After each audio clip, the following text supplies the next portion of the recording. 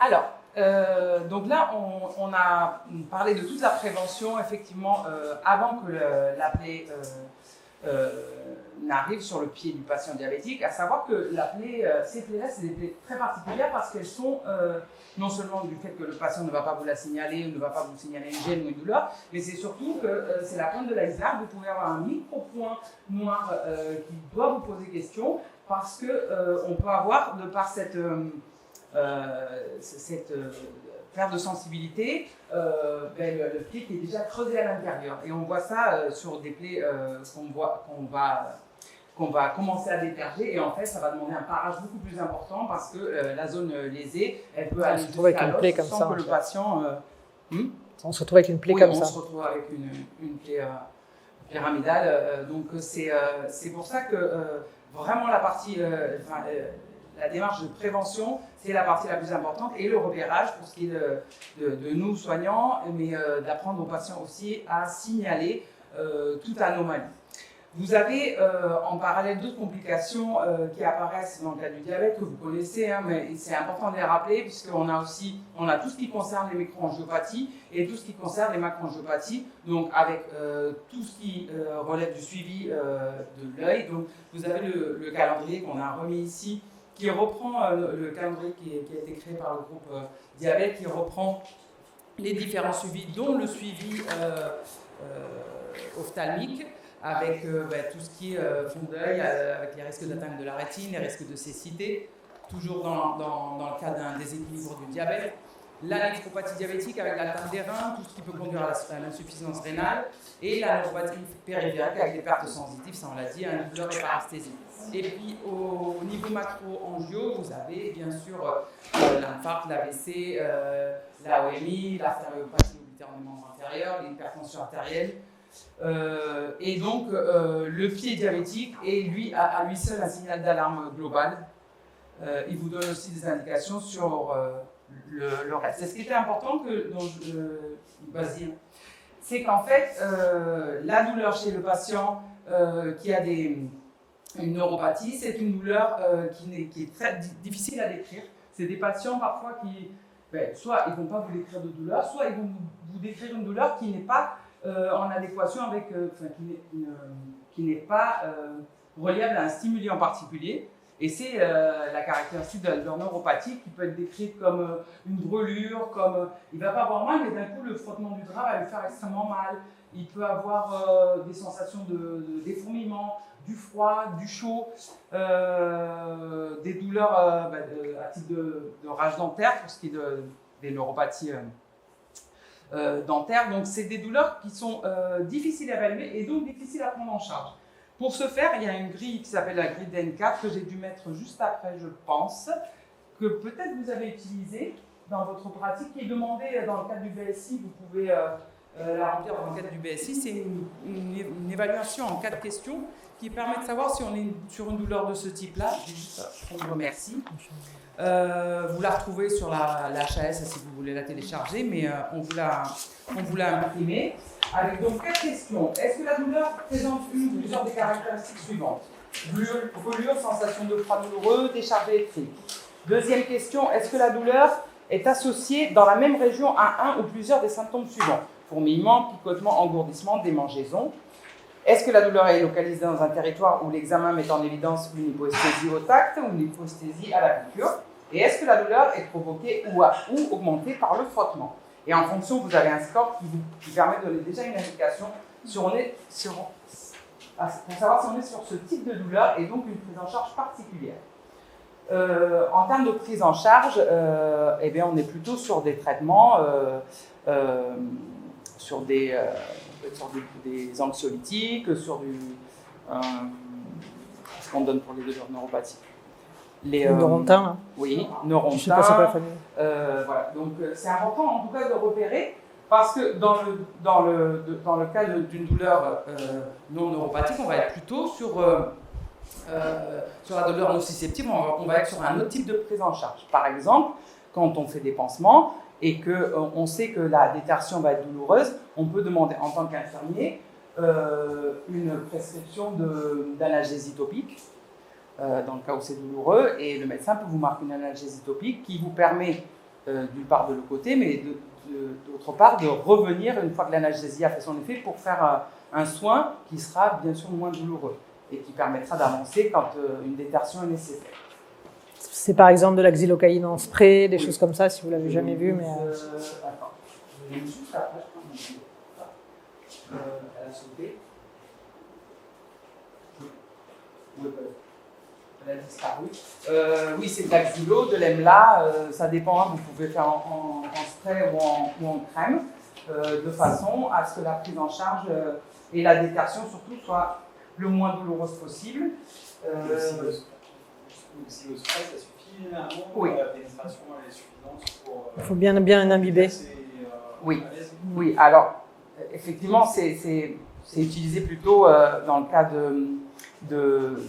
quand tu soignes des ulcères artériels, parce que là c'est vraiment extrêmement douloureux, donc tu fais une analgésie topique. Mais si le patient te signale que c'est douloureux et que tu as quand même besoin de faire un travail de détertion, tu peux utiliser une analgésie topique sur ce patient-là. C'est côté ANI 1.1, cumulable avec le pansement lourd et complexe, avec une CI, je parle pour les infirmiers, pour ce qui est de la cotation. Et si vraiment c'est pas possible, il faut l'adresser à l'hôpital pour que eux mettent en place, ou avec du méopa ou quoi, pour remettre en route les soins, parce que souvent ces patients-là, du coup, ils arrêtent les soins. Ça fait trop mal, donc au domicile, on peut plus rien faire. Ils veulent aller nulle part, et en fait, on se retrouve avec des plaies catastrophiques. Donc, il faut vraiment essayer de les orienter sinon à l'hôpital, de faire tout en sorte pour que la plaie soit reprise en charge avec une bonne analgésie et qu'ils reprennent confiance donc, en nous, parce qu'ils perdent aussi un peu confiance des fois. Vous avez 2 services où vous pouvez orienter vos patients quand vraiment vous avez besoin d'un relais ou d'un parage plus important ou d'une prise en charge plus importante. Vous avez le service de diabéto du Dr Grangeau à la Conception et on vous donnera l'adresse. Vous pouvez envoyer vos problématiques de plaies par mail. Avec des photos. Ouais. Des photos, ou vous avez après le service des plaies chroniques à la Conception du Dr Klein. Qui sont en train de switcher en ce moment. Jusqu'à maintenant, ils avaient une adresse mail sur laquelle on adressait des photos et puis des demandes de prise en charge, mais ils sont en train de passer à un fonctionnement avec un système sécurisé qui s'appelle Rofim, dont on vous parlera très certainement dans les mois à venir, qui permet de vous coder les demandes de téléexpertise. C'est-à-dire quand vous allez envoyer une demande de plaie, une demande de suivi, vous allez pouvoir coder la demande, médecin y compris, hein, c'est pas que pour les infirmiers d'ailleurs. Et eux, déjà c'est sécurisé en plus, parce que jusqu'à maintenant, c'est pas un Gmail, mais c'est comme un Gmail. C'est un Gmail APHM.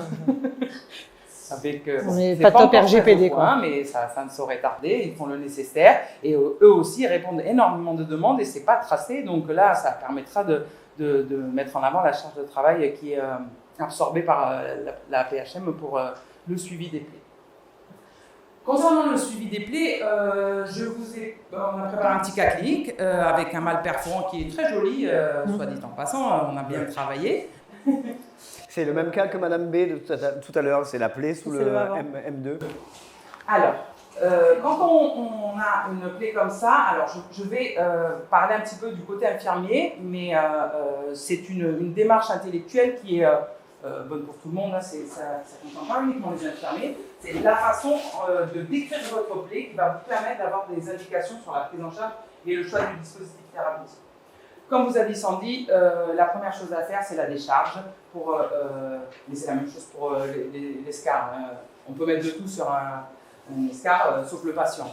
Donc là, c'est la même chose. On peut mettre pas mal de choses, quoique il y a des interdictions spécifiques aux pieds diabétiques. Nous avons, nous, infirmiers, la possibilité de faire un bilan initial de plaie, qui est coté AMI11, qui est en fait un bilan qui reprend, que vous téléchargez n'importe où, hein, c'est vous qui choisissez le support qui vous correspond le mieux, sur lequel vous allez décrire votre plaie. Quand on est sur un pansement lourd et complexe, ça veut dire que ça va demander une coordination avec d'autres professionnels de santé, que ça va demander des prises en charge particulières. Ça va demander de faire le point avec le médecin, d'envoyer des photos, ça va demander, voilà, c'est ça que ça veut dire coordination infirmière. Donc on a une majoration pour ça. Et ce bilan qui va décrire la plaie, et classiquement, et c'est la façon la plus pertinente pour pouvoir prendre en charge la plaie, on va partir du lit de la plaie, donc centre de la plaie, on va décrire les berges, et puis La peau périphérique. Périlysive. Pourquoi? Parce qu'en fait, on ne va pas prendre en charge que ce lit, on va prendre en charge l'ensemble de la peau. Et quand on vous demande de mesurer la plaie, eh bien, on mesure jusqu'à la peau périphérique. Sur des ulcères, c'est pareil. On peut avoir un lit de plaie avec un petit ulcère qui débute, alors qu'en fait, on a un eczéma, on a des œdèmes, on a qu'est-ce qu'on a, de la dermatite, enfin, on peut avoir plein de choses. Donc tout ça, ça fait partie de votre bilan initial. Pourquoi? Parce que de façon séquentielle, on va faire des choix différents selon la zone. Là, on ne va pas mettre la même chose ici, que ici, par exemple. C'est à titre d'exemple. Donc là, si on doit décrire, donc vous avez un pied, on va déjà voir ça sur un pied. Donc, a priori, ce lit de plaie, si vous deviez le décrire, il serait comment? Qu'est-ce que vous pouvez m'en dire du lit de la plaie? Comme ça, brainstorming. Il est de quelle couleur? Il est rouge. Donc, a priori, on est plutôt sur du bourgeon. Oui. Alors, vraiment que le lit. Est-ce que vous en voyez? Parce que c'est une diapo, donc c'est pas forcément évident. On a après, donc il est bourgeonnant. Il y aurait peut-être un tout petit peu de fibrine au centre. Et puis, quand même, il a l'air assez propre. Je parle toujours aux soignants. On a des non-soignants ici. Donc nous avons autour une kératose, assez importante. En tout cas, on n'a pas le 3D tout à fait. Et puis, la peau périlésionnelle qui est desséchée. Donc, ça va demander à prendre en charge, déjà à voir s'il a vu un pédicure, podologue, s'il a fait le point, effectivement. Ça aussi, on peut le faire. Donc. Et en termes de dispositif de pansement, qu'est-ce qu'on pourrait mettre? Qu'est-ce que vous proposez? C'est quoi la priorité là sur cette plaie-là? Hydrater. Hydrater quoi? Donc hydrater le pied, donc hydrater la peau périlésionnelle. Là, oui, déterger la kératose. Comment on déterge la kératose? Oui, alors, on a effectivement plusieurs produits qui sont donneurs d'eau. Comme l'anthracite, c'est des gels qui donnent de l'eau et qui permettent de déterger de la nécrose ou de la fibrine. Or là, on est vraiment sur de la kératose. Donc, a priori, il va falloir y aller à l'huile de coude. Ouais. C'est détertion mécanique, donc à la curette. Pas, ouais. Là, si tu mets du gel, si, Ça va ramollir un peu, mais ça va ramollir un peu. Gratouille. Alors, c'est toute la difficulté chez ces pieds-là, sur ces pieds-là, et je pense que tu me contrediras pas, c'est qu'on ne sait pas jusqu'où on va, parce que le patient... vas-y, tu sens pas, tu peux gratter allègrement. Donc, attention, ni trop, ni pas assez, on trouve un juste équilibre. On ne fait pas saigner, en fait, mais... surtout après, si on a par-dessus des problèmes artériels, etc., méfiance. En termes de pansement, donc on a un large choix de pansements sur le marché. Il y en a un qui n'est pas recommandé par la HAS pour ce type de plaie. Est-ce que vous savez? Et ça se justifie. Non, l'Urgostart Plus, qui est un NOSF. Urgostart Plus, c'est la dernière génération. Il est le seul dans sa famille. Alors, oui, Urgostart. Tout à fait. Alors, en fait, on évite tout ce qui est occlusif. Donc, ce qu'on ne va pas utiliser a priori, c'est tous les films plastiques qui vont hermétiser la plaie. Voilà, et faire macérer. On évite aussi les hydrocolloïdes, donc les deuxièmes pots, ce qu'on met même pour les ampoules. Donc, les hydrocolloïdes ne sont pas recommandés. Et effectivement, après... Dans la nouvelle génération de pansement, vous avez l'Urgostart Plus, qui est un NOSF, un nano-oligosaccharide factor, qui réduit en fait la destruction des métalloprotéases, mais je vous épargne les détails. Mais du coup, c'est des pansements qui sont extrêmement efficaces pour ce type de plaie, mais qui font pas mal de réactions. Donc, à voir si l'Urgostart Plus, c'est ce qui est le plus recommandé. Vous pouvez le tester, ça marche très bien. L'Urgostart Plus se découpe exactement à la taille de la plaie. Et après, vous avez, il faut voir surtout la partie collante si elle est supportée. Pourquoi? Parce que là, vous voyez que vous avez énormément de kératose et de peau sèche.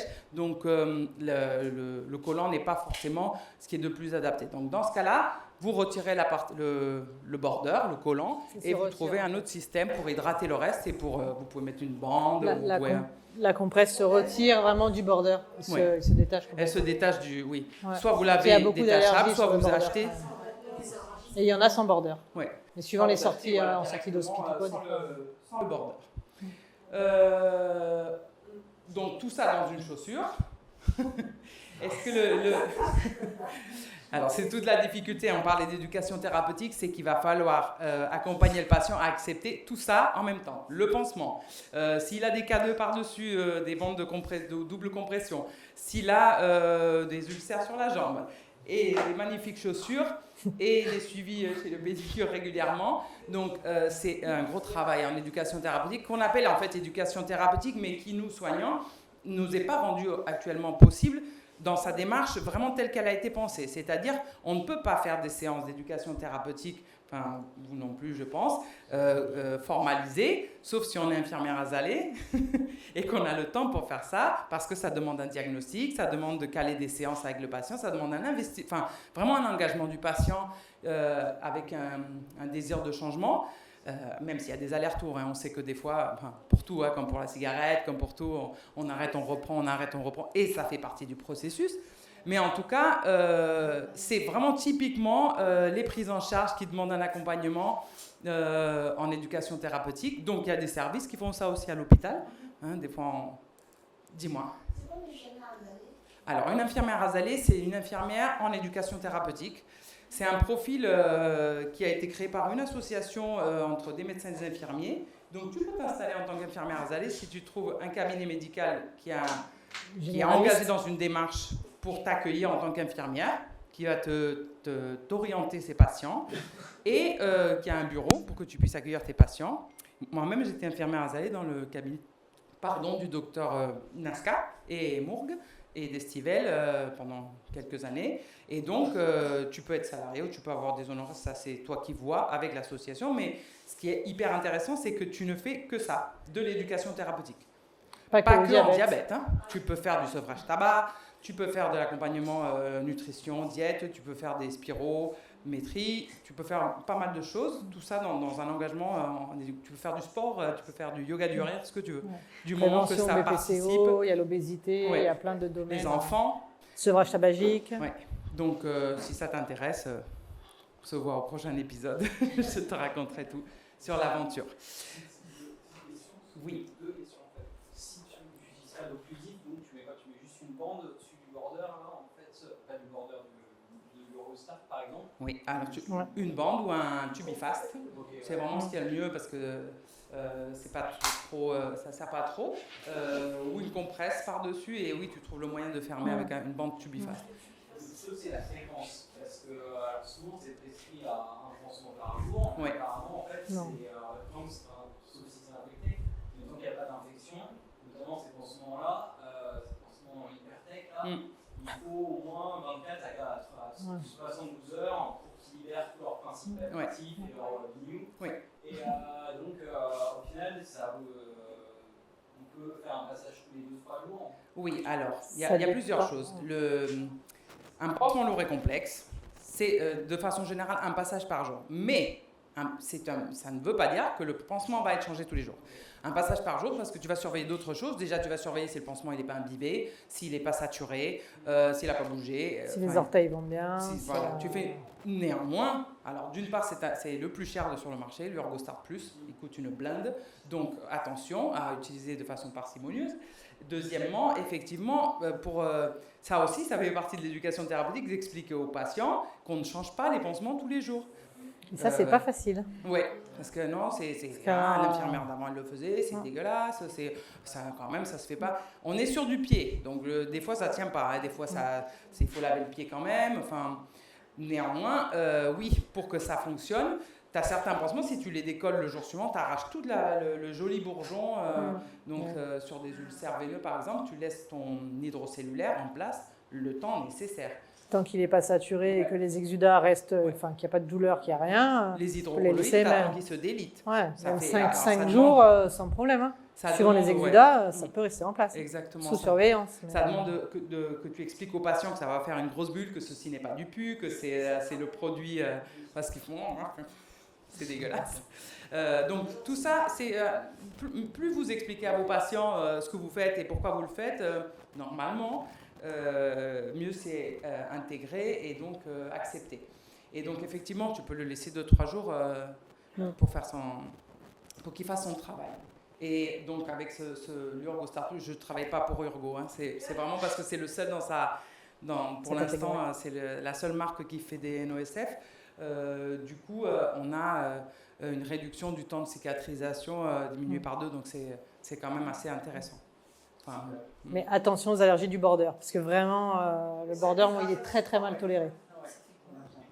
Rouge, les dermatites sont tout rouges. Sur la prescription médicale, tu as besoin de quoi comme juste on a aidé, passage infirmier par jour et complexe. Pansement lourd et complexe. Pansement lourd et complexe.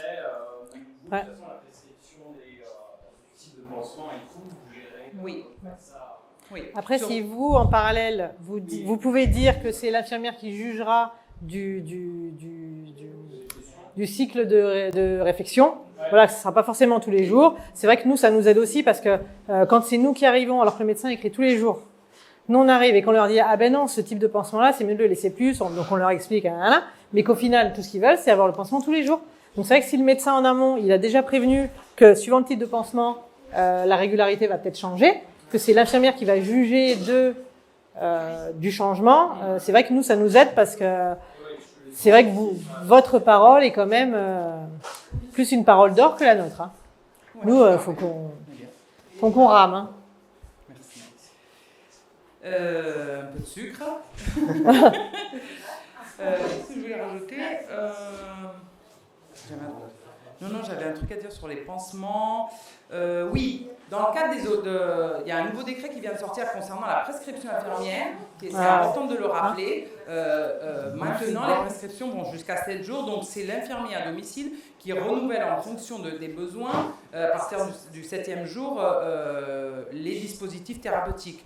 Ce qui permet d'éviter un gaspillage colossal de pansements qui ne sont pas en plus, les tailles ne sont pas forcément adaptées. C'est-à-dire, des fois, on nous prescrit des alginates. On a des boîtes grosses comme ça, avec des mèches pour 2 ans, alors qu'en fait, on doit mècher ça, et la taille n'est pas adaptée, ça reste non serré, enfin, c'est un peu compliqué. En tout cas, maintenant, on a la possibilité, on avait déjà la possibilité de prescrire, mais au 7e jour, on prescrit et on renouvelle en fonction des besoins le matériel nécessaire. Donc ça, c'est...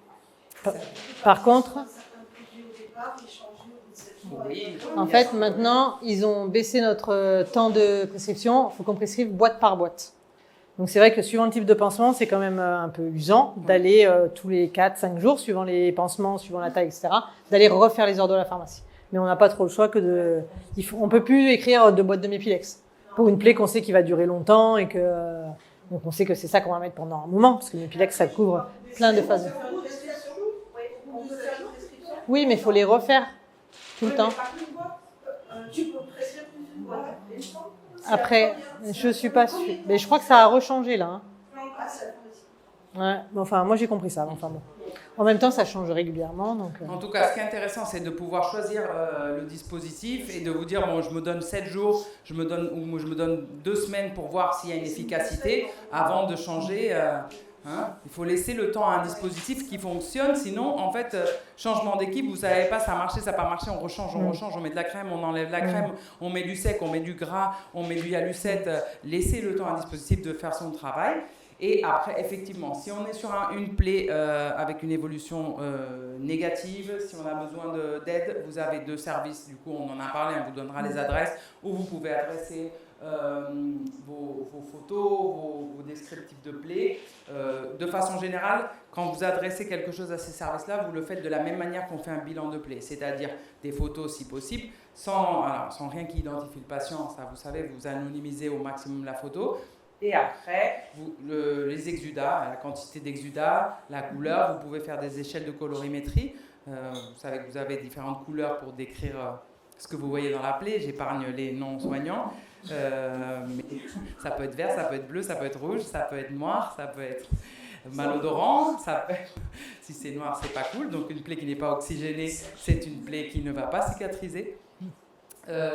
D'ailleurs, c'est un des éléments aussi pour le non-choix d'un hydrocolloïde sur les pieds, c'est qu'une plaie, en fait, elle a besoin, en conclusion, de 3 grands éléments pour cicatriser correctement, de l'oxygène, de l'eau et de la température. Donc on jongle avec les pansements qui sont à notre disposition sur ces 3 critères-là.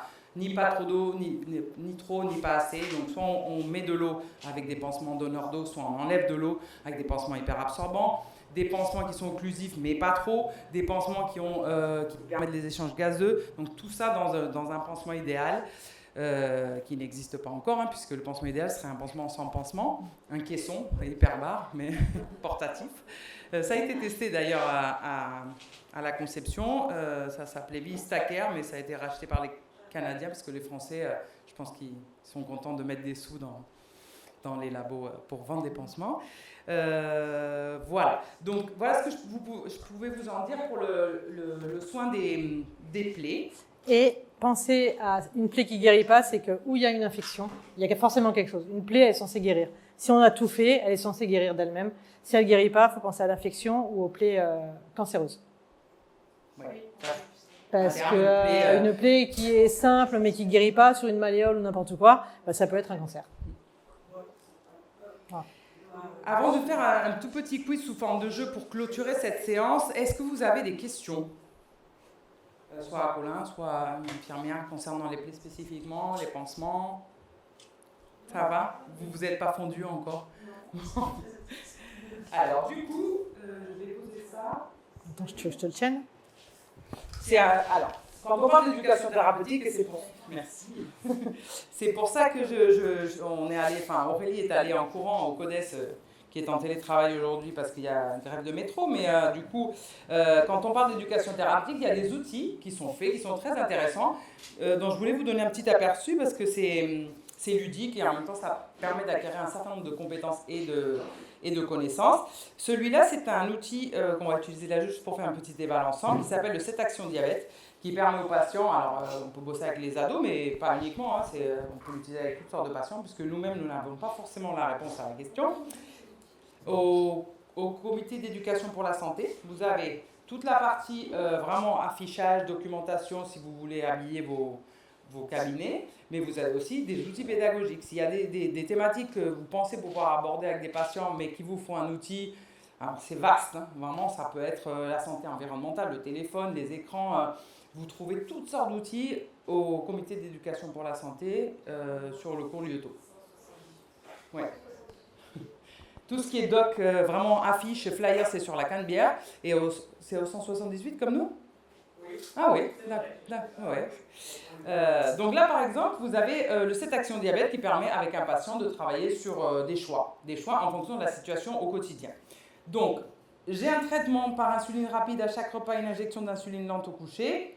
Je suis invité à dîner chez mes amis. Qu'est-ce que je fais ? Et vous avez cette option qui vous donne, en fonction de votre choix, une réponse. Mais moi, j'avais choisi celle des pieds. Voilà. C'est la période des soldes. J'en profite pour aller m'acheter une paire de chaussures neuves. Comment je fais ? Option 1. Je m'y rends à l'ouverture pour éviter la couille dans les magasins. Option 2. Je le choisis avec des semelles épaisses. Option 3. Je vérifie l'intérieur de ma chaussure avec la main. Retenez parce qu'il y en a 7. Option 4. Je choisis des chaussures de marque. Option 5, je choisis des chaussures à lacets ou à scratch. Option 6, je prends une taille au-dessus pour être à l'aise. Et vous avez une autre proposition que vous pouvez choisir vous-même. En fonction, en fait, vous avez la conséquence de votre choix qui sera affichée. Donc là, par exemple, Colin, qu'est-ce que tu proposerais ? Ou on va demander aux personnes qui ont participé à l'atelier. Qu'est-ce que je choisis ? C'est les soldes, je veux m'acheter des chaussures. Le soir ? Donc, je me rends à l'ouverture. Il y avait le soir ? Non, il n'y avait que à l'ouverture. Non. Non. On n'y va pas à l'ouverture. Pas bien. Je prends une taille au-dessus ? Oui. Alors ça, sur ça, je nuance. Parce que c'est pas une question forcément de pointure, c'est une question de forme. On nous a tous appris à mettre des carrés dans les carrés, on était tout gamin, mais on a tous forcé pour que le triangle rentre dans le carré. Ça peut arriver, je veux dire, si le carré peut rentrer dans le triangle, mais il faut que le triangle soit assez grand pour contenir le carré. c'est pas une question forcément de juste une pointure au-dessus. Du coup, la réponse proposée par le comité d'éducation pour la santé, je glisse dans mes chaussures en marchant. Donc, non, je ne prends pas forcément une taille au-dessus. Je vérifie l'intérieur de ma chaussure avec la main, je constate l'absence de couture intérieure. Bien. Bien. Je choisis des chaussures à lacets ou à scratch. Bien. J'adapte la chaussure à la taille de mon pied, je suis confortable. Et ainsi de suite. Non, mais c'est un outil. C'est vraiment pour rigoler, mais en fait, c'est un outil qui est utile pour choisir des situations vraiment du quotidien. Je profite de ma toilette pour prendre soin de mes pieds. Qu'est-ce que je fais avec des choix thérapeutiques? Vous avez, je grade la corne avec une râpe métallique. Ah, Non, bien. je me fais saigner. Je me masse les pieds.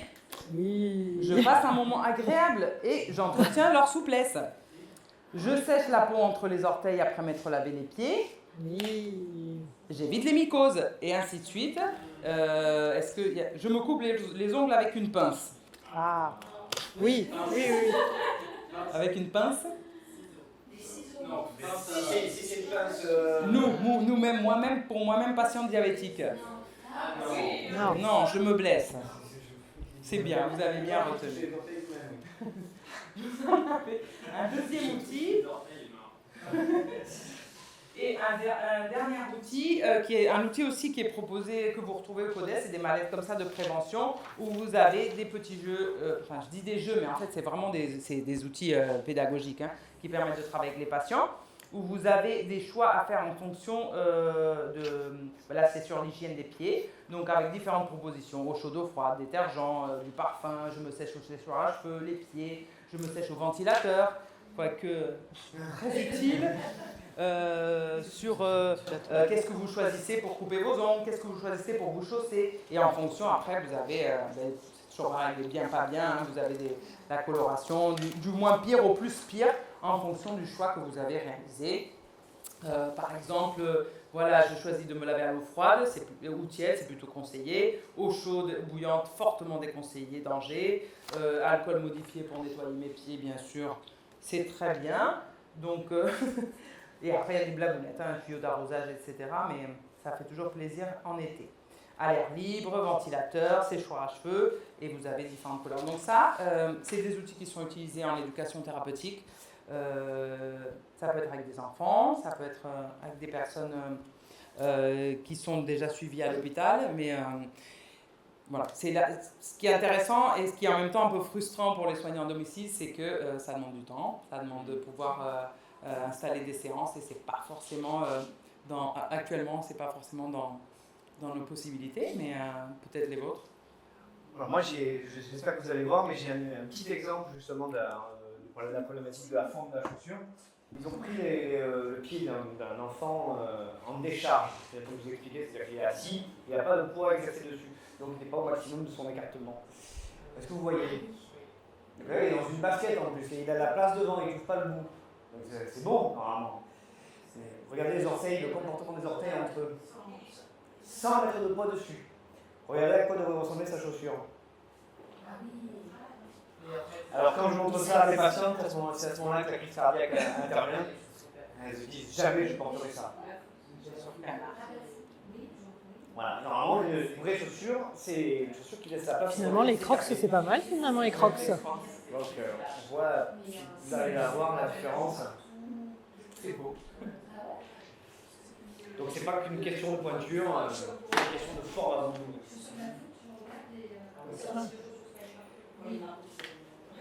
La séance est terminée. Je vous remercie beaucoup d'être venus, vraiment. Merci. C'est super. Et c'est super qu'on puisse comme ça aussi trouver des temps d'échange entre professionnels pluripro en fait. Parce qu'on n'a pas forcément l'occasion de se rencontrer là autour de la focale pied. Donc j'en suis ravie.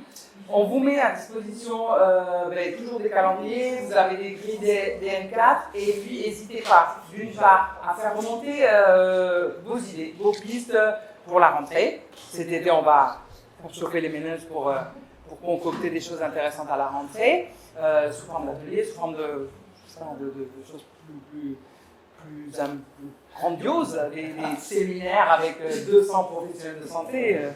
c'est entamé. Des pistes de vidéos, en tout cas là, de cette session-là vont sortir des petits spots, je l'espère, qu'on n'a pas trop embêté Cyril et qu'on pourra en faire un outil que vous pourrez revisionner ou proposer à vos amis en soirée. Et parce que quand même on a des super animateurs. Et je vous remercie beaucoup. Bon courage pour le boulot et on reste à votre disposition pour d'autres questions. Voilà. Merci. Sandy, merci beaucoup. Merci. Merci.